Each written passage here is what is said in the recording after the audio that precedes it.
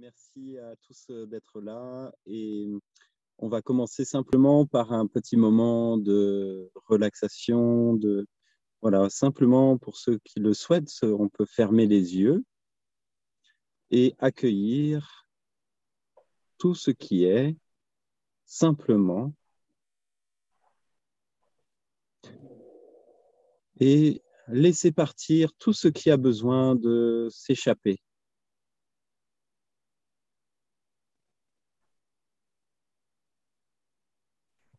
Donc simplement par quelques grandes inspirations et expirations,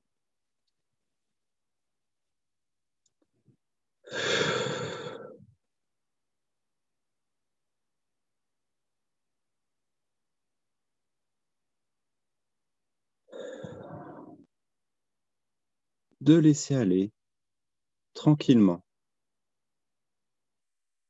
tout ce qui n'a plus besoin d'être là.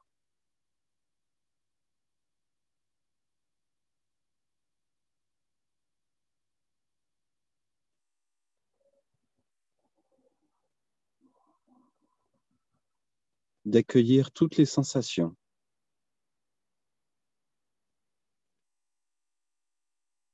Toutes les sensations corporelles qui se manifestent avec le support, le sol, le dossier, les habits.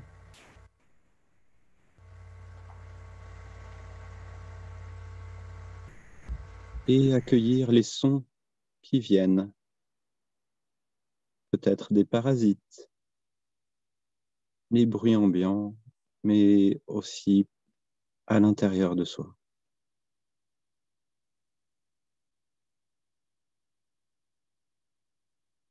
Le son de ma voix. Et on constate qu'il n'y a aucun effort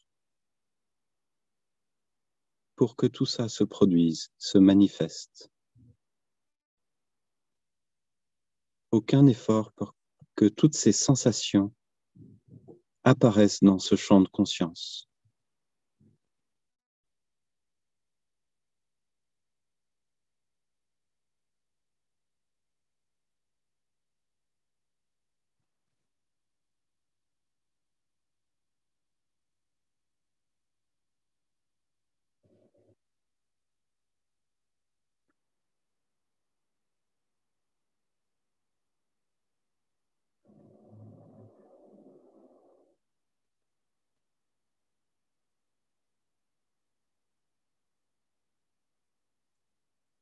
Accueillir aussi les émotions, le climat émotionnel, le climat intérieur.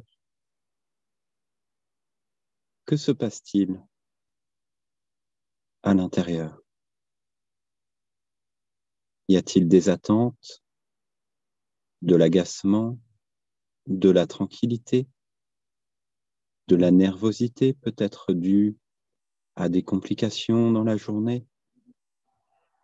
Rien modifier, ne rien modifier, être juste avec ce qui est, à l'écoute.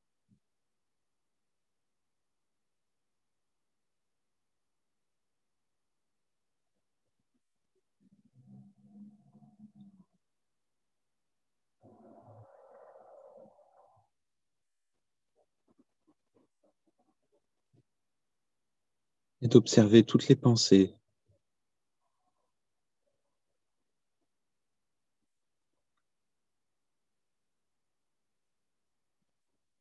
tout ce qui passe par la tête, toutes les croyances, toutes les références, tous les repères. Est-ce que cela nous définit? Est-ce que nous sommes définis par toutes ces sensations mentales, toutes ces images mentales?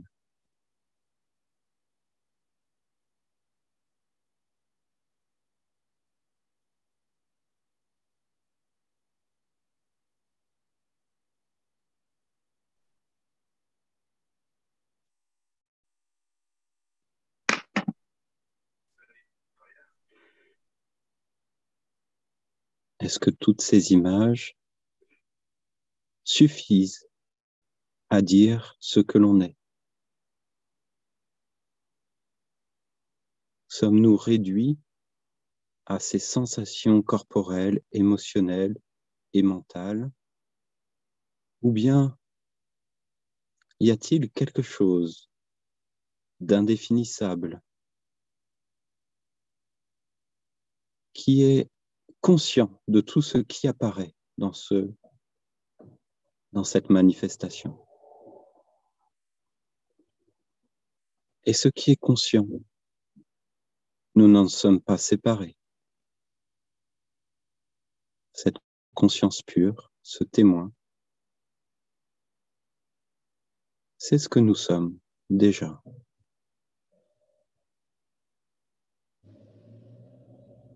Tout est déjà là.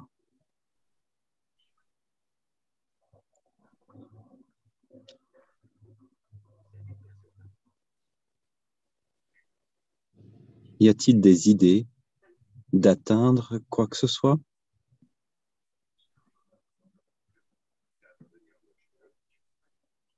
Des références spirituelles que l'on souhaiterait réaliser? Ou peut-on simplement revenir à l'humilité de l'enfant, l'insouciance de l'enfant, qui n'attend rien, qui ne veut rien sur le plan de la conscience, le petit enfant, avant que l'ego se forme, qui est juste accueil de tout ce qui est déjà là, ouverture, unité.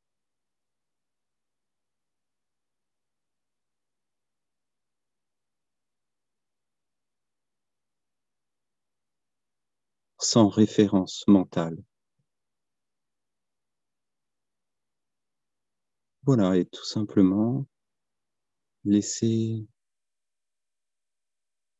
tout cela apparaître naturellement. Et sans quitter cette possibilité d'être à l'écoute, nous pouvons ouvrir les yeux et accueillir ce que le monde nous offre visuellement, sans se sentir séparé de ce qui est vu.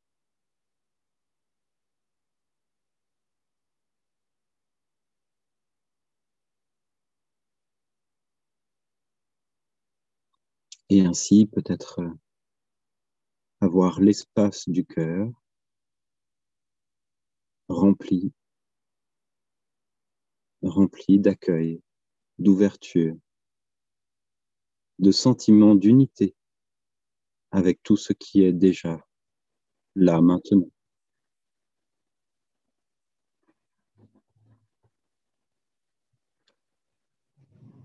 Et s'il y a des questions, n'hésitez pas, elles sont toutes bienvenues.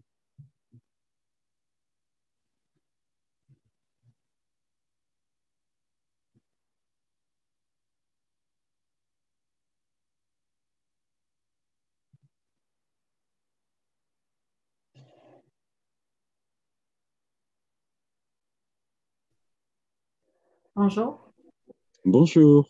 ça va bien, Philippe? Oui, merci. C'est Louise. C'est Louise. Merci, Louise. Euh, c'est quoi la différence entre la dualité et la non-dualité? Merci pour cette question. En fait, ce sont des termes, ce sont des concepts qui sont apparus dans le milieu spirituel et qui désignent le fait que dans la manifestation, la dualité se manifeste par des opposés, comme le blanc, le noir, le tranquille et le désordre. etc. Et la non-dualité, qui est portée peut-être par un courant que l'on appelle l'Advaita Vedanta, qui indique qu'en fait, au-delà de cette manifestation où il semble y avoir toujours des opposés, eh bien de constater que cela apparaît dans un champ de conscience qui est unité, où rien n'est séparé. Et que donc cette impression, cette illusion de séparation n'est en fait qu'une expérience sur le plan du relatif, et que sur le plan de l'absolu, il n'y a pas de séparation. Et donc, non-dualité. Mais en même temps, cela reste des concepts. Pour le mental, c'est satisfaisant de se rassurer avec des concepts.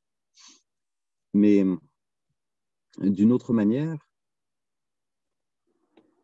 si on laisse tous ces concepts de côté, eh bien, va se vivre naturellement cette réalité de non-séparation, sans qu'on puisse le nommer ou le qualifier, la qualifier, cette expérience.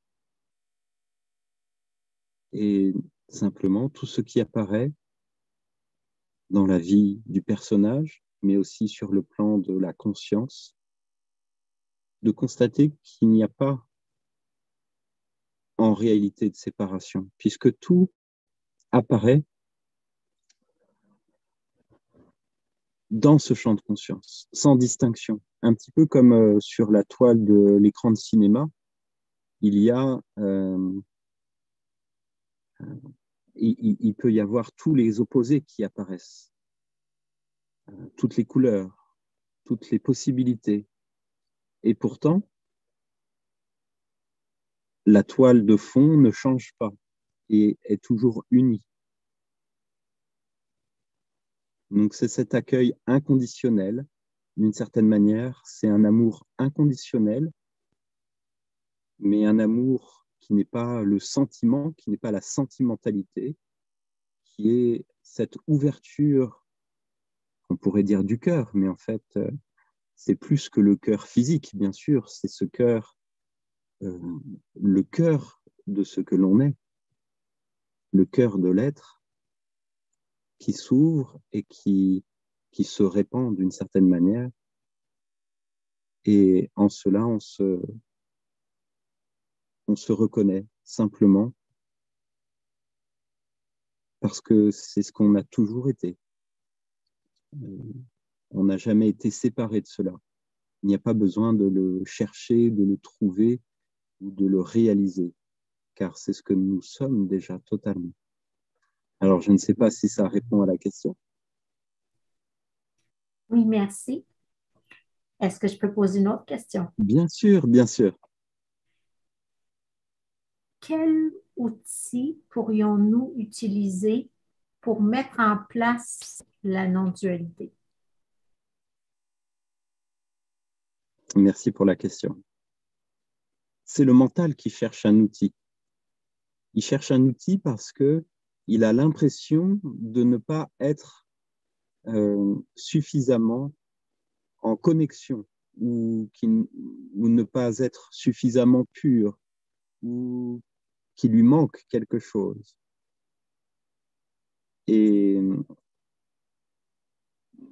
de fait, le fait de croire en cela, cette croyance, est d'une certaine manière, une preuve que le mental est attaché à cette condition humaine où il le croit manquer ou être petit, un petit personnage, une petite chose dans l'univers. Simplement, il y a la possibilité de prendre conscience que cela n'est qu'une croyance, n'est qu'une pensée. Et d'une certaine manière, une fois que c'est vu, que ce n'est qu'une pensée, qu'il manque quelque chose, qu'on devrait atteindre quelque chose, que ce soit la non-dualité ou la réalisation, l'illumination, l'éveil, tous ces gros mots, eh bien, une fois qu'on a pris conscience que ce ne sont que des concepts et des pensées, on va constater que c'est notre vraie nature, la non-dualité. C'est déjà ce que nous sommes. C'est déjà ce que nous sommes, cette pure conscience, cet amour inconditionnel, ce cœur ouvert sur l'ensemble du manifesté et du non manifesté. Et donc, cette non-dualité n'est pas à trouver ou à attraper ou à réaliser, c'est ce que nous sommes déjà. Nous sommes la non-dualité. Donc, il n'y a aucune technique pour devenir ce que l'on est déjà. Il n'y a aucune technique pour apprendre à être plus ce que l'on est déjà.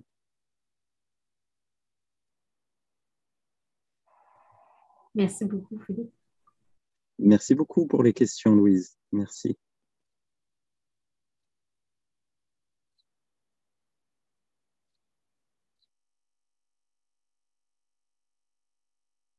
Est-ce qu'il y a d'autres questions?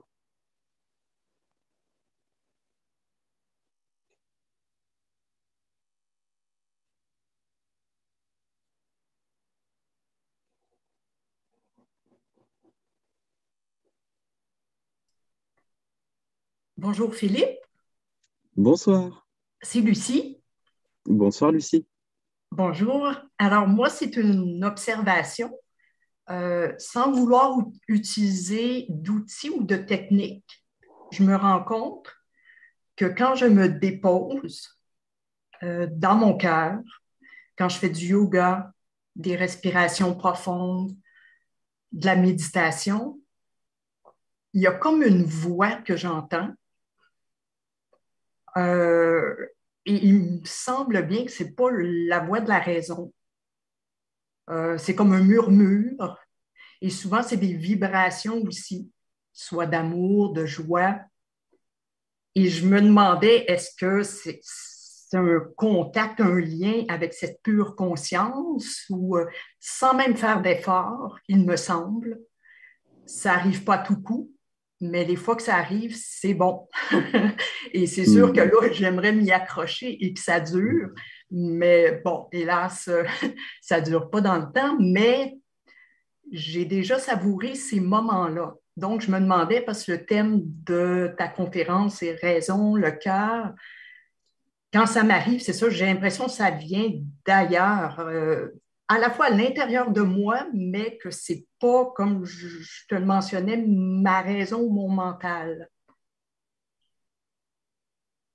Très bien. Merci beaucoup. C'est Lucie, hein, je crois. Oui, c'est ça. Merci, Lucie. Eh bien,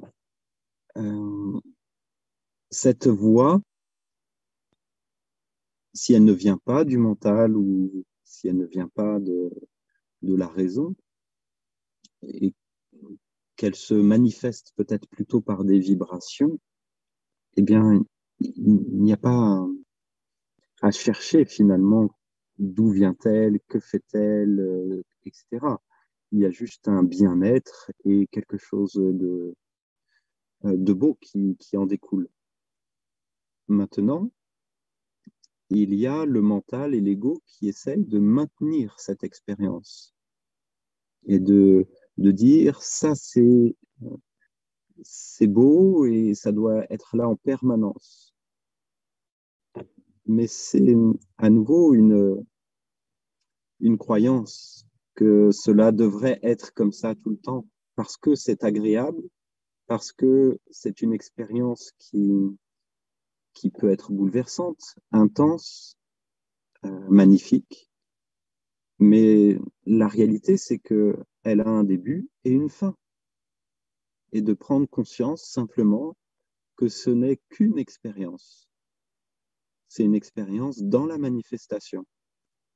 Et on ne doit pas chercher à lui donner plus de valeur que les autres expériences. Alors oui, elle est plus agréable, oui, elle apporte certainement un bien-être extraordinaire, mais juste reconnaître que cela apparaît et cela disparaît, et que le cœur, la raison et la manifestation, il n'y a aucune séparation, déjà, parce que même le mental, l'ego, est constitué de conscience.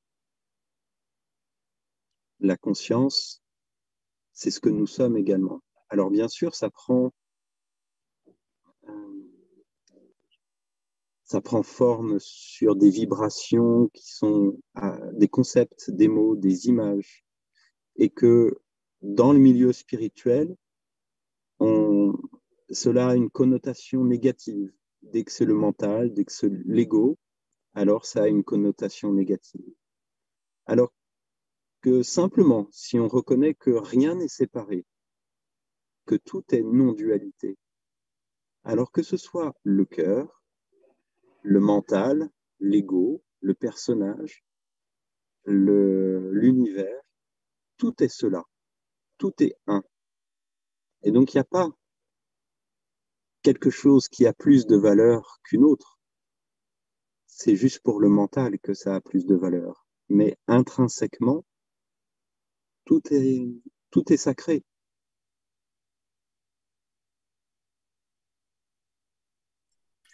Merci Philippe, mais n'empêche que quand j'expérimente ces états, c'est comme si j'étais un avec on va dire le grand tout, et c'est un état tellement, je dirais, naturel qui me rappelle comme quelque chose de simple et mon état originel en quelque sorte. Et donc, je me demande, toi qui es dans la pure conscience à tous les moments de ta vie, est-ce que tu es dans cet état d'unité avec le grand tout à tous les instants? Merci pour la question, Lucie. Et il ne faut pas se méprendre. C'est que le mental chercherait à rendre ces expériences permanentes et que cela soit constamment ce que le personnage pourrait expérimenter et vivre comme manifestation. Mais à nouveau, c'est bien l'ego spirituel qui cherche à maintenir quelque chose parce que ça lui est agréable. En fait, ce que nous sommes, c'est ce qui est au-delà de tous les contraires. Donc même de ce sentiment d'unité avec le tout l'univers, ce sentiment d'unité, il apparaît lui aussi dans la manifestation. Et ce que nous sommes est au-delà même de ce sentiment d'unité, de ce sentiment d'être, de ce sentiment de pleine conscience ou d'unité. En fait, ce que nous sommes est au-delà de l'unité et de la dualité. Comme le disait Nisargadatta, ce que nous sommes est ce point ultime au-delà de l'être et du non-être. Et donc, il y a quelque chose de complètement incompréhensible pour le mental qui, effectivement, est difficile à définir et difficile pour ce petit personnage qui cherche à comprendre. Mais en fait, toutes ces choses-là ne sont pas compréhensibles parce que c'est au-delà même du mental, au-delà des concepts. C'est tous les paradoxes qui sont réunis ensemble, être et non-être. Mais même cela n'est pas suffisant encore, parce que c'est ni être ni non-être également. Et donc oui, ce sentiment d'unité, il est formidable, mais il ne suffit pas à nous définir. Et donc il n'y a pas quelque chose de permanent. La danse de la vie permet tout. Elle permet l'oubli, l'hypnose divine, de l'identification et euh, la conscience, l'ouverture, la vastitude. Il n'y a pas un état qui est plus haut qu'un autre. Tous les états sont dans la manifestation. Merci, je vais cheminer avec cette réflexion.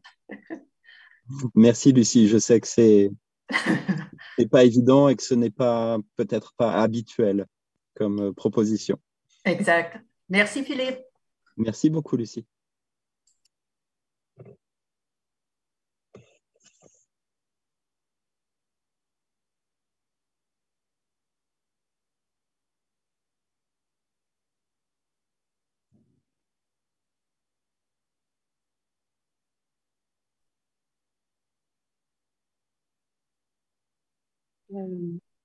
Bonsoir Philippe, Bonsoir.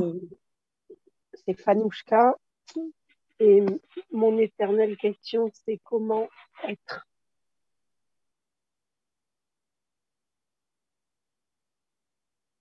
C'est la fin de la question. Comment être? Comment être celle que je suis, comment être celle que je suis en profondeur, que je suis en essence, mais que je ne suis pas encore vraiment.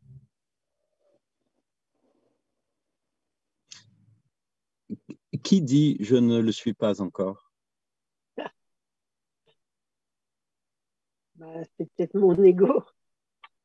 Voilà, peut-être c'est le personnage qui croit à cela. Et il n'y a pas de mal à ça, puisque peut-être les lectures, les rencontres spirituelles ont apporté cette tendance à se réduire au petit personnage, à l'ego.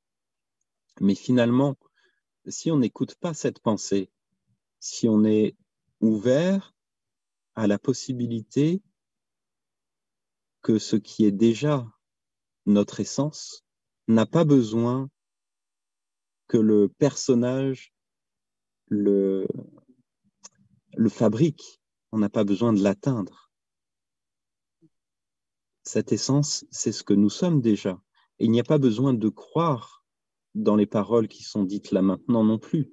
Ce n'est pas une nouvelle croyance qu'il faut agripper. C'est simplement de constater avec l'évidence et l'évidente simplicité que ce qui est conscient de cette croyance que je ne suis pas réalisé ou je n'ai pas encore trouvé, ce qui est conscient de cette pensée est déjà pleinement cette conscience ouverte, déjà pleinement ce cœur tout acceptant. La preuve, c'est que nous acceptons en tant que conscience, nous acceptons même l'idée de croire que nous ne sommes pas libres ou que nous ne sommes pas réalisés. Donc cela accepte vraiment la totalité de toutes les impressions possibles. L'impression, comme nous disait, je crois, Louise tout à l'heure, qu'il y a déjà, ou c'est Lucie peut-être, cette impression de faire un, mais aussi ça accueille la possibilité de croire que nous sommes séparés et limités. Donc, nous sommes tellement libres que nous acceptons même, nous sommes libres d'accepter de croire que nous ne sommes pas libres. C'est cette liberté qui dépasse en fait l'entendement du mental, qui dépasse la liberté du personnage, puisque le personnage, en réalité, n'est pas libre de ses pensées ni de ses actions, mais ce que nous sommes est libre de tout accueillir. Merci Philippe. Merci beaucoup.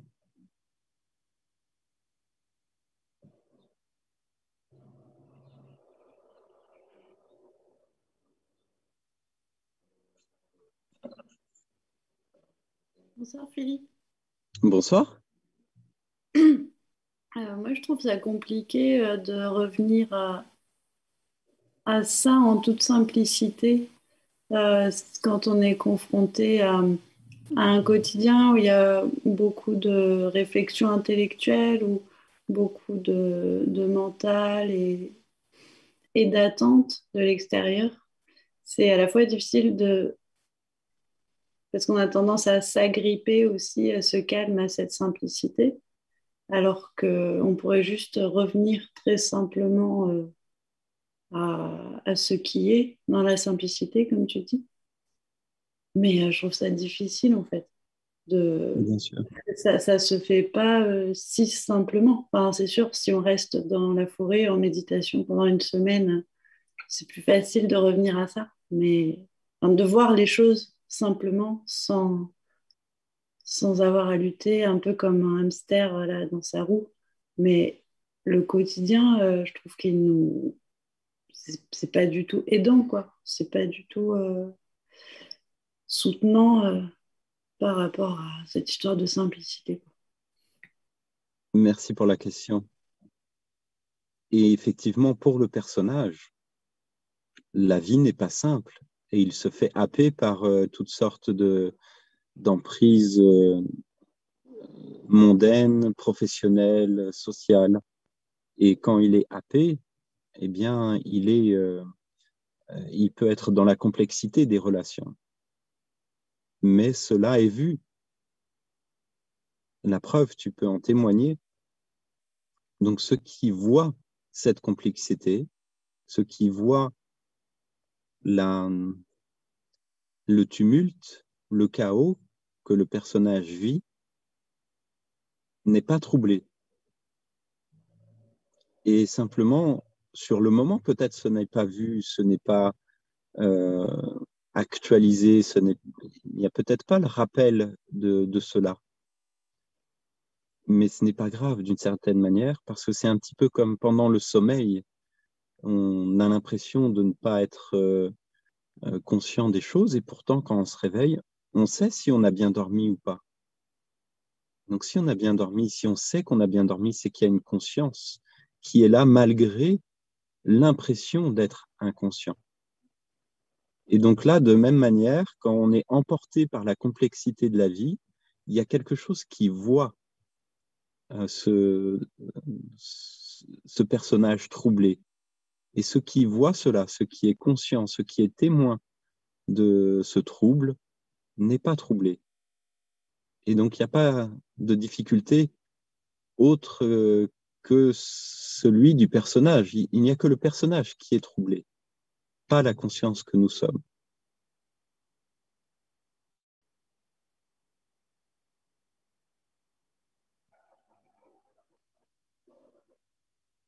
Dans ces moments-là, il n'y a rien qui peut nous aider à nous souvenir que la conscience voit cela en réalité. C'est comme si on oubliait que la conscience voyait cela. Mais tu dis que finalement, c'est pas si grave. C'est pas si grave parce que c'est juste ce qui apparaît. Alors pour le personnage, c'est plus complexe, c'est plus souffrant, mais c'est qu'il n'a pas le choix. S'il avait le choix de faire quelque chose pour s'en rappeler, il le ferait déjà. S'il ne le fait pas, c'est que le conditionnement, l'environnement dans lequel il est, ne lui permet pas cela. Si ça ne lui permet pas, c'est simplement que dans la capacité actuelle de ce personnage, ce n'est pas là. Et donc, il n'y a pas à se juger ou à ou simplement à essayer de croire qu'il y aurait une manière de faire. Simplement, la manière de faire, elle apparaîtrait si c'est le moment, parce que tout est juste au bon moment. Donc, si c'est le chaos pour le personnage, c'est que ça doit être ainsi. La preuve, c'est parce que c'est déjà ainsi.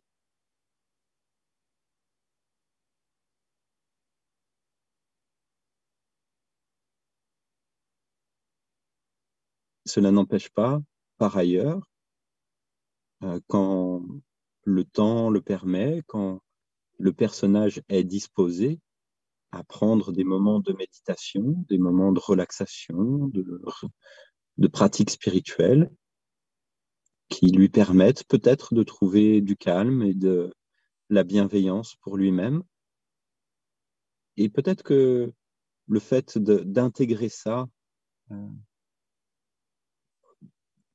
pendant que ça va bien, peut-être que ça lui permettra de trouver la force du recul à d'autres moments. Mais simplement, c'est une possibilité, ce n'est pas une obligation. C'est simplement ce qui peut apparaître. Donc simplement, à chaque fois qu'il y en a la possibilité d'être assis en soi-même, ça ne veut pas dire être assis physiquement, mais simplement d'être à l'écoute de cette simplicité, le fait d'avoir l'habitude de revenir à cette simplicité quand tout va bien, alors peut-être que lorsque le personnage est pris et troublé, peut-être que cette simplicité se rappellera d'elle-même à lui un peu plus souvent.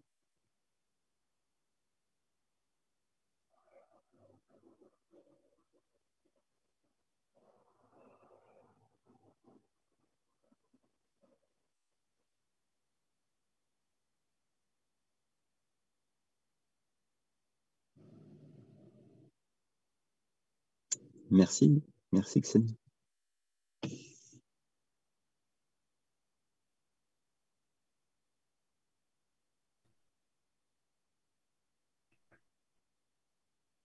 Bonjour Philippe, c'est encore Louise.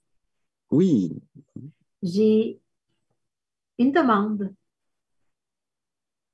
Si vous auriez à nous donner un conseil qui vient de vous, selon votre expérience, qu'est-ce qui pourrait être le plus bénéfique qui vous viendrait à l'idée comme ça, là?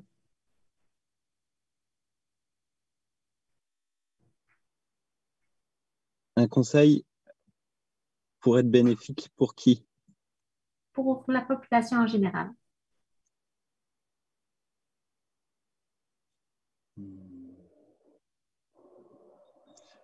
Peut-être tout simplement de célébrer le fait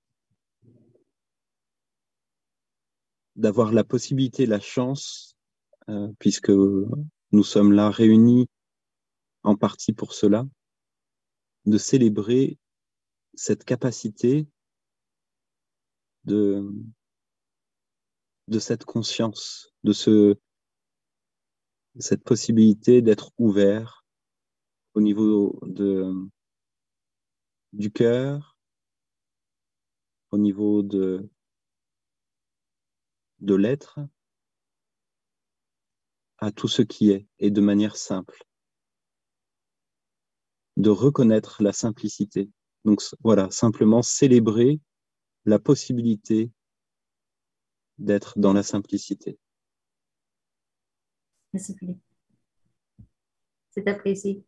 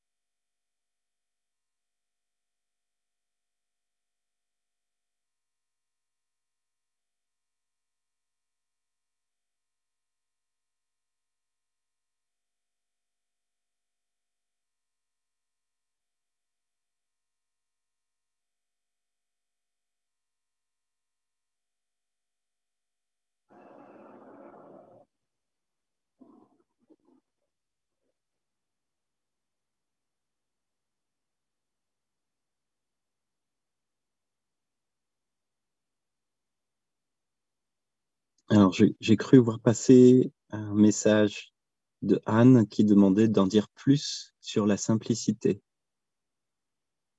C'est délicat comme question parce que justement, cette simplicité, elle est la reconnaissance de ce qui est au-delà des concepts, au-delà des mots. Donc, c'est difficile d'en parler. Simplement, peut-être être dans cet accueil de la joie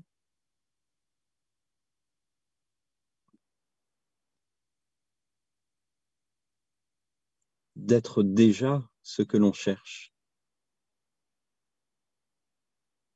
Il y a beaucoup de courants de pensée, de philosophie, de spiritualité qui poussent le personnage, le chercheur spirituel, à devenir quelque chose ou à travailler à faire taire son mental, faire taire l'ego, faire taire euh, voilà, faire taire la recherche elle-même. Mais finalement, si tout cela était reconnu comme étant de trop, et que simplement le regard d'un enfant, je parle d'un très jeune enfant qui n'a pas encore développé son ego, a cette simplicité dans les yeux. Il est tout accueil.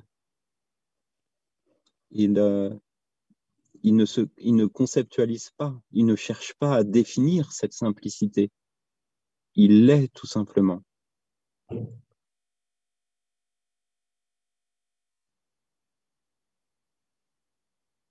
Il y a cette beauté dans ce regard innocent qui ne se prend pas pour quelqu'un ou pour quelque chose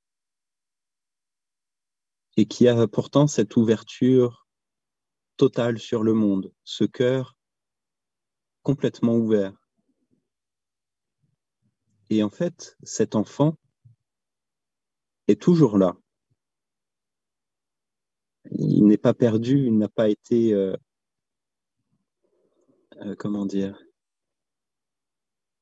il n'est pas mort. Il est simplement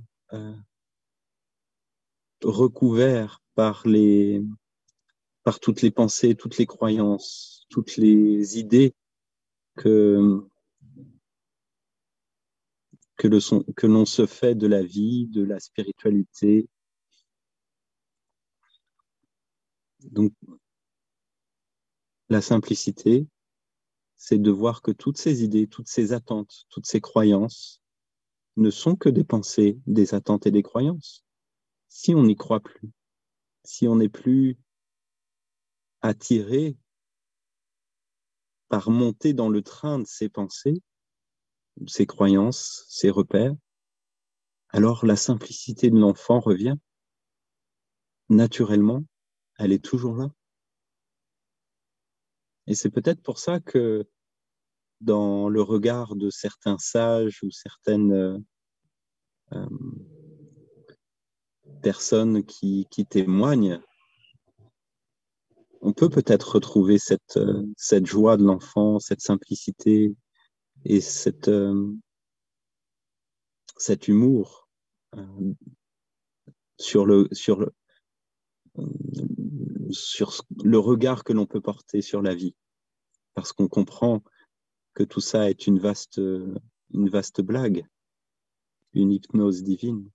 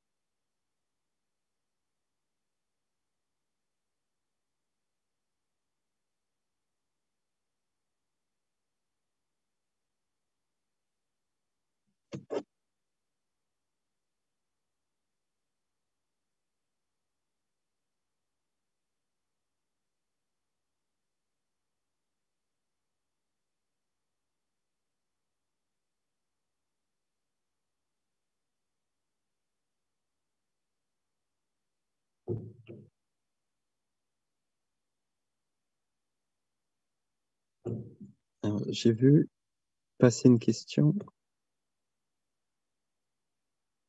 Être libre de tout accueillir, c'est ce qui m'apparaît être le plus grand défi, d'accueillir le personnage en totalité. Et pourquoi? Mais cela apparaît comme un défi pour le personnage lui-même. C'est le personnage lui-même qui voit cela comme une difficulté. En fait, le personnage est déjà accueilli par la conscience que vous êtes. Même la difficulté d'accueillir est déjà accueillie par la conscience. Et donc, ce n'est pas grave de voir le personnage dans cette difficulté, parce que ce n'est qu'une croyance, en fait. Il croit avoir la difficulté d'accueillir le personnage en totalité. Mais c'est juste comme un chat qui tourne en rond. C'est le personnage lui-même qui croit à cette difficulté. Donc, une fois qu'on voit que cette difficulté n'est qu'une croyance, eh bien, on n'a plus de... Elle tombe d'elle-même, d'un seul coup.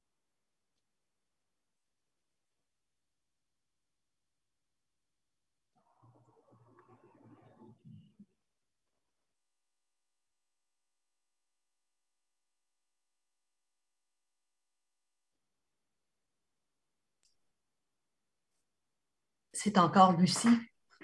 Oui, Oui, pour faire suite à ce que tu viens de dire, est-ce que c'est en quelque sorte l'amour inconditionnel? Donc, peu importe le personnage qu'on est, peu importe les autres personnages qui nous entourent, c'est d'accepter ce qui est ou l'amour inconditionnel. tout à fait. Cet amour inconditionnel, c'est pas quelque chose que l'on doit travailler, que l'on doit obtenir ou devenir. C'est ce que nous sommes déjà. Parce que ce qui permet à cette manifestation de justement faire surgir un personnage de telle couleur ou de telle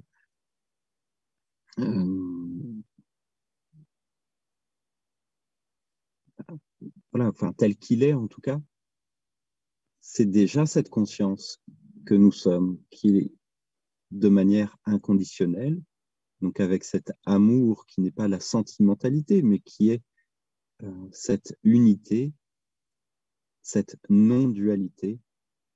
Eh bien, effectivement, cela accueille tout le temps, constamment, quel que soit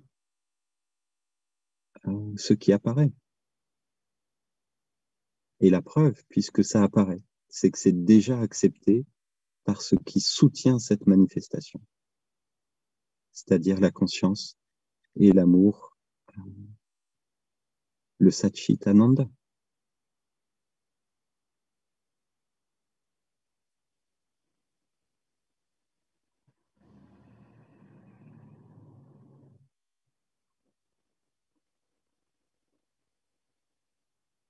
Conscience, existence et béatitude, plutôt tranquillité d'âme, le Satchitananda.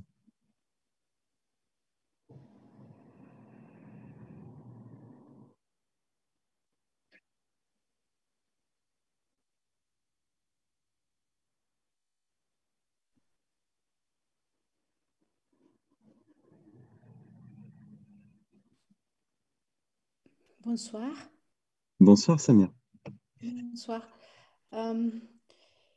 Au début, vous avez dit observer que la perception, quand vous percevez, il n'y a pas d'effort. Et, euh, et ça, c'était comme vraiment profond. Parce que c'est vrai, il n'y a pas d'effort. Quand je regarde, quand j'entends, quand je fais aucun effort. Et ça veut dire qu'il n'y a pas un ego derrière tout ça. Et, et, et quand vous avez dit ouvrez les yeux et ce que vous euh, voyez que vous n'êtes pas séparés. Et c'était, et j'ai senti la possibilité de ça, mais il y a quelque chose qui a eu peur de ça. Euh, mais le fait de percevoir sans effort, il me semble la confirmation qu'il n'y a personne derrière. Et voilà, je voulais seulement le dire parce que c'est vraiment fort ça. Hmm. Merci beaucoup, Samia. Merci. Et juste par rapport à ce qui a eu peur de cette ouverture spontanée, ça aussi, ça a été accueilli. Ça aussi, c'est apparu. Ça aussi, ça a le droit d'être là. Et donc, il n'y a pas de...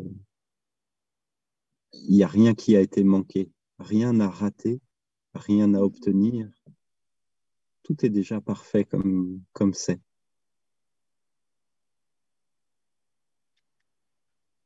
Même si le mental peut croire l'inverse.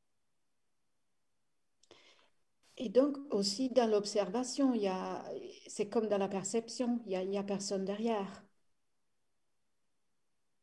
Bien sûr, la personne que l'on croit être n'est pas ce que l'on est réellement. C'est juste une apparition. Et donc cette observation qui est tout englobante, tout acceptante, toute acceptation, ce n'est pas quelqu'un qui est euh, observateur, ce n'est pas un personnage, ce n'est pas un moi, c'est cela que nous sommes, au-delà du personnage, au-delà du mental. Alors bien sûr, le personnage et le mental euh, sont là aussi. Il n'y a pas à les nier, il n'y a pas euh,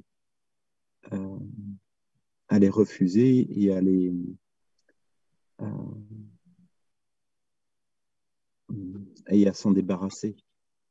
Juste, ils apparaissent tels qu'ils apparaissent.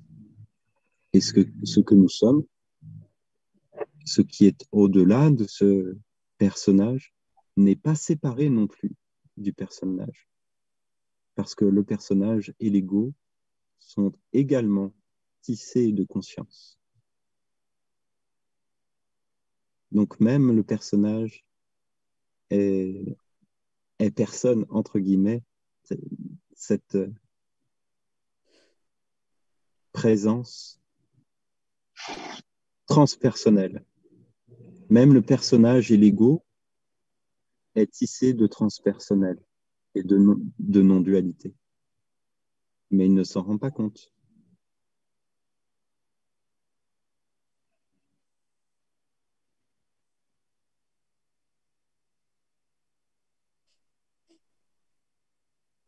Si.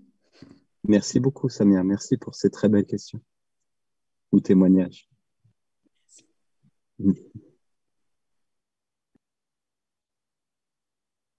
Voilà, il y a la place peut-être pour une dernière question.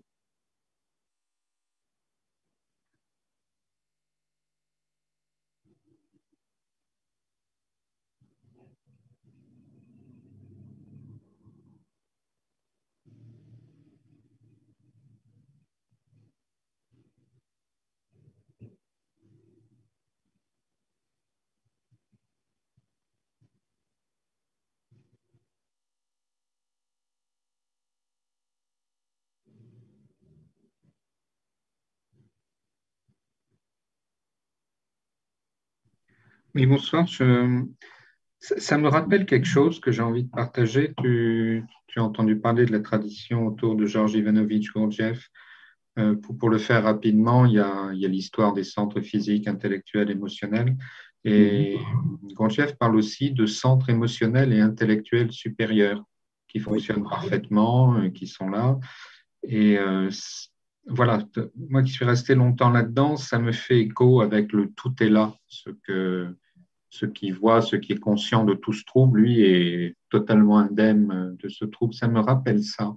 Et la question, c'est pas est-ce que c'est ça? La question, c'est de toute évidence, dans l'enseignement Gurdjieff, même s'il y avait ces centres intellectuels et émotionnels supérieurs, de toute façon, il fallait bosser, travailler sur l'attention, remettre un peu d'ordre dans les centres pas supérieurs pour qu'éventuellement, ils puissent entrer en contact avec ces autres centres. Donc, il y avait la notion de travail, il n'y avait pas du tout la notion de tout est là. Et je me sers juste de cette comparaison pour dire que même si je suis passionné par cet enseignement non duel, c'est vrai que je suis toujours tourmenté par tout est là, oui, et alors? Et alors? Et alors, ok, tout est là, donc il n'y a pas à travailler, tout est là, je suis déjà ça, mais est-ce qu'il ne faut pas bosser pour que ça devienne pour moi une évidence, si par hasard il y a moyen de bosser? Donc ça déplace juste le problème, peut-être que tout est là, mais si j'y ai pas accès, ça ne m'arrange pas. Voilà. Merci Laurent. Simplement, il va falloir couper le micro parce qu'il y a un retour, s'il te plaît. Merci, merci. Voilà. Donc oui, cette question est importante, cette histoire de travail, de devoir obtenir quelque chose est très, très fortement ancré dans certaines traditions. Il n'y a pas de mal à ce que le travail apparaisse. Il apparaît ou il n'apparaît pas. Et il va produire des effets. Effectivement, si on s'habitue à travailler dans telle ou telle direction, par rapport à l'attention, par rapport à peut-être développer même, pourquoi pas, des énergies. Tout cela, c'est possible. Mais tout cela est toujours dans la manifestation. Et donc, le rappel de soi, le travail, l'accumulation d'énergie, tout cela est dans le rêve manifesté. Et donc, oui, on peut. Et finalement, le personnage n'a pas le choix que de suivre les croyances et les concepts qui lui sont chers. Mais en même temps, ça reste dans la manifestation. Donc, tout ce qui sera obtenu par ce travail va être obtenu. Mais ce sera toujours dans le rêve. Donc, il n'y a pas de mal à ça. Mais en même temps, être bien conscient que c'est dans le rêve manifesté.